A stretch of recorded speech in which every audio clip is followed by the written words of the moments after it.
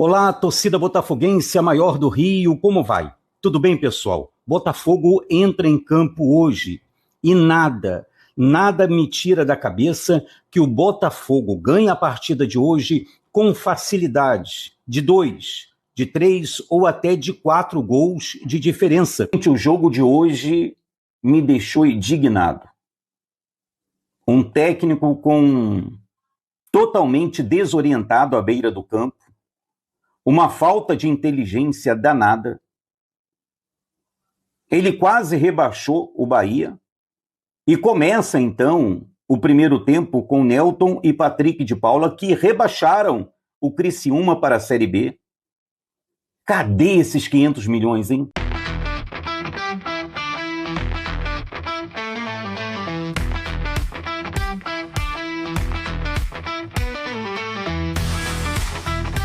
Sejam muito bem-vindos, pessoal, a mais um vídeo. Nesse domingão, agradeço vocês por estarem aqui novamente pra gente trocar uma ideia e pra gente bater um papo. E eu coloquei o vídeo aí, ó, do NEM, porque ele fez uma pergunta muito interessante. Pra onde foram os 500 milhões?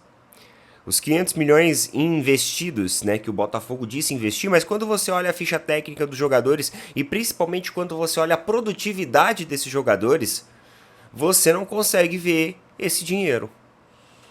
Nós tivemos, por exemplo, o exemplo de Palmeiras, o exemplo de Flamengo, que investiram valores muito mais inferiores a esses 500 milhões, esse meio bilhão, e você consegue olhar na ficha técnica dos jogadores e entender assim, opa, peraí, o elenco melhorou. E aí quando você olha em campo, você também consegue enxergar a produtividade desse elenco.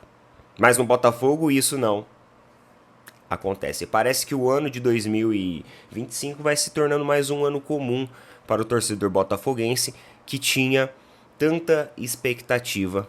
E o Botafogo vai fazendo uma campanha muito ruim no Campeonato Brasileiro. Daqui a pouco a gente vai dar uma olhadinha na classificação geral. Antes de mais nada, meus amigos, não se esqueçam, apoiar aí os nossos parceiros lá da Tribo da Sorte. Lembrando que ontem nós tivemos a Mega Sena e ela foi acumulada de novo, então para essa semana vão ser pagos 20 milhões e você pode acessar o link que eu estou colocando fixado aí nos comentários ou também o QR Code que está aparecendo aqui, vai abrir um chat e você pode falar lá pro pessoal, ó, gostaria do cupom lá do canal do Opina Porco. Eles vão gerar um cupom para você e você pode utilizar esse cupom em toda a plataforma da Tribo da Sorte, Lotofácil, Lotomania, Mega Sena, qualquer um dos produtos aqui.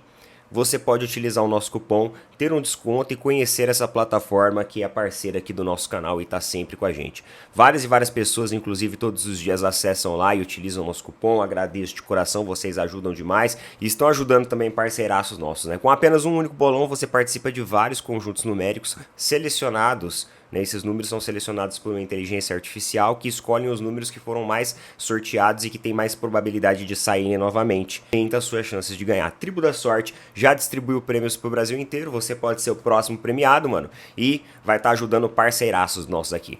Tamo junto. Galera, é o seguinte, vamos dar uma olhada aqui na classificação geral do Campeonato Brasileiro depois da rodada de ontem. Cara, o Corinthians ganhou, hein? Putz.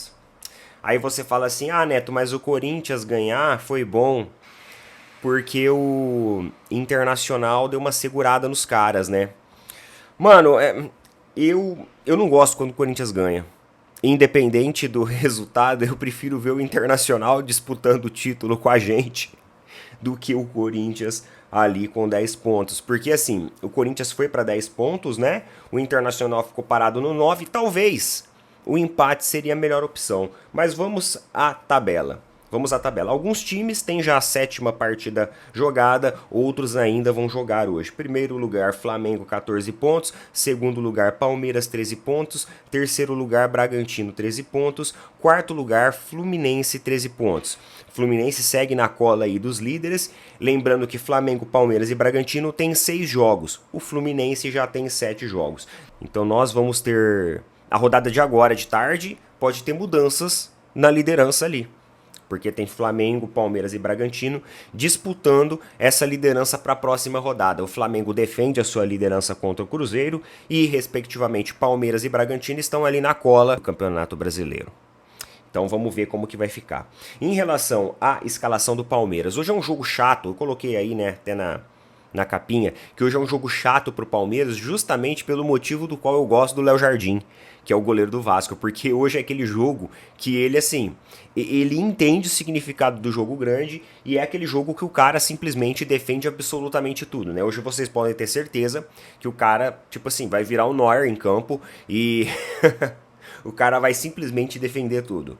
Ele é aquele goleiro que ele sabe que hoje ele precisa ser protagonista e hoje, mano, é o jogo que o cara cresce, que o cara aproveita ali pra fazer mais ainda o seu nome e provavelmente no final do jogo vai ser o melhor jogador da partida.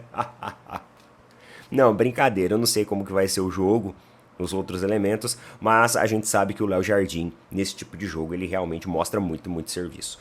E a escalação do Palmeiras, cara, escalação basicona, a escalação de sempre, um elenco muito forte, muito completo.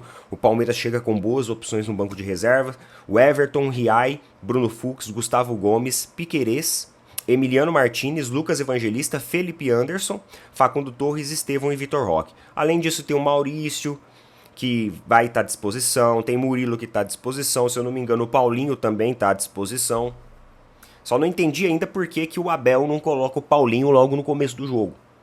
Talvez por uma questão ali daquele processo de retomada física e tudo mais. Pode ser. Mas vem com um elenco bem ok, vem com um elenco bem completo. Acho que o Palmeiras vai conseguir aí fazer um bom jogo contra o Vasco, pelo menos assim a gente espera. O que me conforta um pouco é que essa partida é fora de casa. E ultimamente as participações fora de casa do Palmeiras, elas têm sido vitoriosas. O Palmeiras pode bater mais uma marca aí de invencibilidade em jogos como visitante, porque ultimamente o rendimento está sendo melhor como visitante do que como mandante. Agora vamos lá, a gente também tem outros jogos importantes. Antes eu queria comentar com vocês aqui sobre o jogo lá do... eu vou falar um pouquinho do jogo do Inter daqui a pouco. Vamos antecipar aqui. Hoje tem outro jogo importante também, que o Flamengo defende a liderança, lá contra o Cruzeiro. O Cruzeiro espera-se ali casa cheia, quase 50 mil cruzeirenses lotando o Mineirão. Uma equipe que vem ali num entendimento de que existe ali uma linha ascendente na sua evolução, na sua forma de jogar. Pelo menos é dessa forma que os torcedores do Cruzeiro têm interpretado os últimos jogos pra cá. O Cruzeiro rescindiu o contrato com o Dudu. Você tem um influenciador positivo no elenco e um influenciador negativo. Influenciador positivo, aquele cara que coloca o astral da equipe dentro do ambiente interno lá pra cima. O influenciador negativo é aquele cara que cria picuinhas, cria problemas, então o Cruzeiro se desfez do Dudu, que seria o influenciador negativo, e o Gabigol no fim caiu nas graças e nos braços da torcida no último jogo, sendo inclusive um jogador aplaudido na saída quando foi substituído. Inclusive fez uma assistência para um dos gols ali do Caio Jorge. Então assim, entende-se que o Cruzeiro hoje vai oferecer uma resistência ao Flamengo. Obviamente que quando a gente olha o elenco, quando a gente olha o entrosamento, quando a gente olha a produtividade, a resiliência que essas equipes vêm mostrando, existe, claro, o Flamengo se sobressai ao Cruzeiro, mas o Cruzeiro pretende utilizar a sua torcida como 12º jogador e tentar fazer frente ao Flamengo e tentar continuar, porque assim, para eles é uma prova de fogo, né? É uma prova de fogo, então é aquele jogo que vai exigir muito e muita da parte física dos atletas. E por falar em parte física, olha que o Portal Cruzeirense trouxe aqui uma preocupação em relação à presença do Arrascaeta em campo hoje. Olha só, ao lado de outros titulares, o Arrascaeta ficou no Rio de Janeiro para aprimorar a forma física, mas já se juntou à delegação do Flamengo que foi para Minas Gerais. Eles estão falando em relação ao jogo lá da Copa do Brasil, que o Flamengo poupou alguns atletas justamente visando esse jogo contra o Cruzeiro, porque eles sabem que vai ser um jogo muito intenso e que fisicamente vai exigir muito dos atletas. Nesse domingo, às 18h30, o time carioca visita o Cruzeiro no Mineirão, em Belo Horizonte, em jogo válido pela 7ª rodada.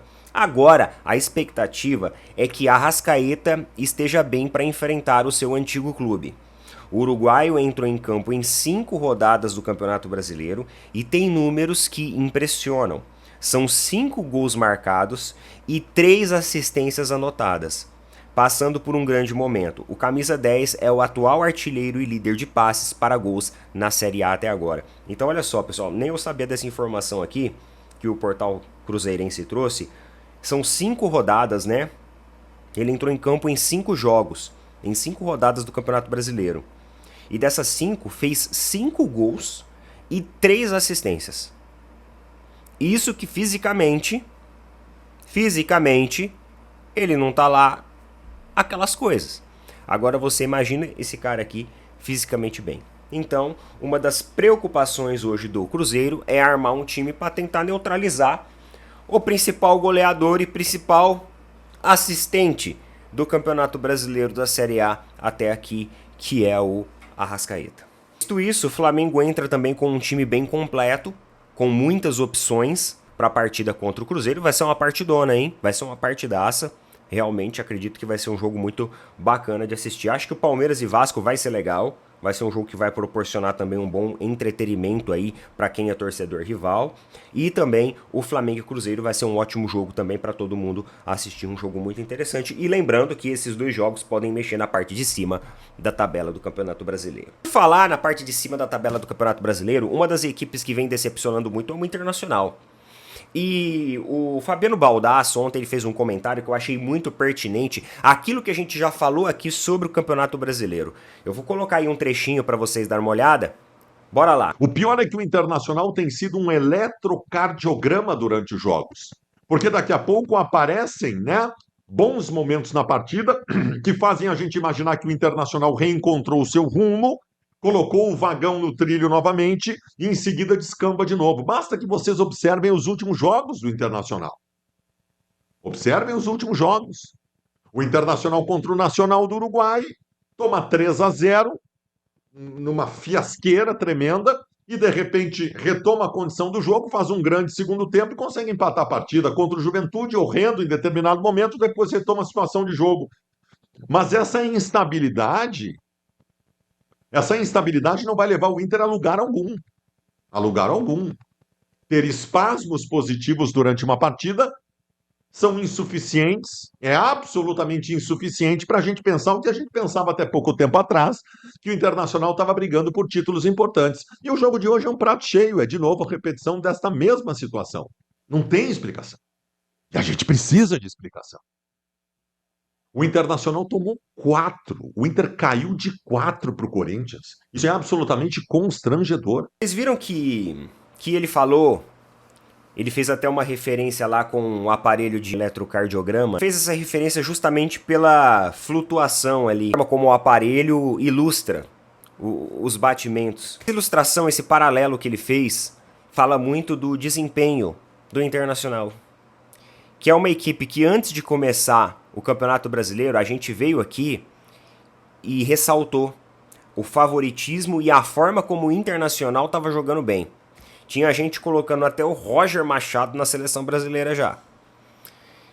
E no atual momento, o que a gente vê é um Internacional, um time comum. Embora fez jogos muito intensos contra grandes equipes, contra Flamengo, contra Palmeiras. Teve aquele jogo da recuperação absurda lá na Libertadores, que estava perdendo por 3 gols e chegou ao empate. Mais um pouco, né? Se tivesse mais alguns minutos ali, ainda era capaz de virar. Mas a realidade é que o Internacional, ele voltou a ser aquele equipe comum, ele vai fazendo uma temporada decepcionante e o Baldassi falou muito sobre essa questão da estabilidade. Meus amigos, o time que quer ser campeão brasileiro, ele tem que entender a matemática da estabilidade. A gente já falou sobre isso aqui. Já falamos 2 vezes, só esse ano sobre isso aqui. Lembra que eu falei com vocês lá do livro do Abel? Lembra que eu falei com vocês da matemática lá do Felipe Luiz? Já falamos sobre isso. É impossível você ser campeão brasileiro tendo uma flutuação tão grande como o Inter vem tendo. É impossível. E aí a gente chega no outro paralelo. O Palmeiras eu acho que já entendeu isso. O Flamengo também parece que já entendeu. Que essa estabilidade, ela é extremamente necessária. Ela é extremamente necessária. Então, o time que quer ser campeão brasileiro não é só uma questão assim de ter um bom desempenho em campo, mas é uma questão também de saber fazer conta. É uma questão de você entender qual jogo você pode empatar, qual jogo você tem que obrigatoriamente fazer de tudo para ganhar e qual jogo você não pode nem pensar, nem sonhar em perder. Vamos dar uma olhada aqui na campanha do Internacional. São 7 partidas jogadas. 7 partidas jogadas, tá? Estamos falando de 21 pontos disputados. O Internacional só fez 9 pontos. O Internacional só teve 2 vitórias. Apenas 2 vitórias. E além disso, carrega o peso de uma derrota lá contra o Palmeiras, dentro do próprio Beira-Rio. Então, são números muito ruins, porque, por exemplo, o Palmeiras teve 4 vitórias, o Flamengo teve 4 vitórias. Ainda é muito cedo pra gente, né, descartar o Inter. Só que se ele não entender a matemática da coisa, como me parece que Flamengo, Palmeiras, até o Red Bull Bragantino vem entendendo essa matemática, os caras vão ficar aqui, ó. 8º, 9º, 10º colocado. A real é essa. E vocês viram o que o zagueiro do Internacional, o Vitão, falou sobre o jogo lá do Corinthians? Cara, os torcedores do Inter estão detonando a arbitragem de todas as formas possíveis. E aí o zagueiro lá, o Vitão, ele falou o seguinte, ó. A gente sabe que aqui, na Neoquímica Arena, né, que eles estavam jogando, é sempre assim. Nosso time veio de uma sequência muito boa, mas infelizmente aqui dentro a gente sempre tem que jogar contra 12. É sempre assim. Nunca o que o Bruno Henrique fez é falta para segundo amarelo. No gol anulado, o Yuri Alberto já tinha cartão e tinha que ter tomado o outro. Mas é normal. Teve pênalti do Wesley que o VAR nem chamou para olhar. Quando bota árbitro cagado para apitar jogo, vai ser assim mesmo. É sempre assim. É 11 contra 12 nessa porcaria aqui. Olha. O cara chamou a Neoquímica. Uma hora dessa o cara deve estar recebendo tanta mensagem de torcedor do Corinthians por ter chamado o Neoquímica Arena de porcaria. Ai, meus amigos, é isso aí. Assim, eu não assisti o jogo, vou ser muito sincero com vocês. Tive aí o casamento de uma amiga ontem, não consegui assistir o jogo. Então, assim, eu não posso opinar sobre esses lances aqui. Mas achei engraçado, o curioso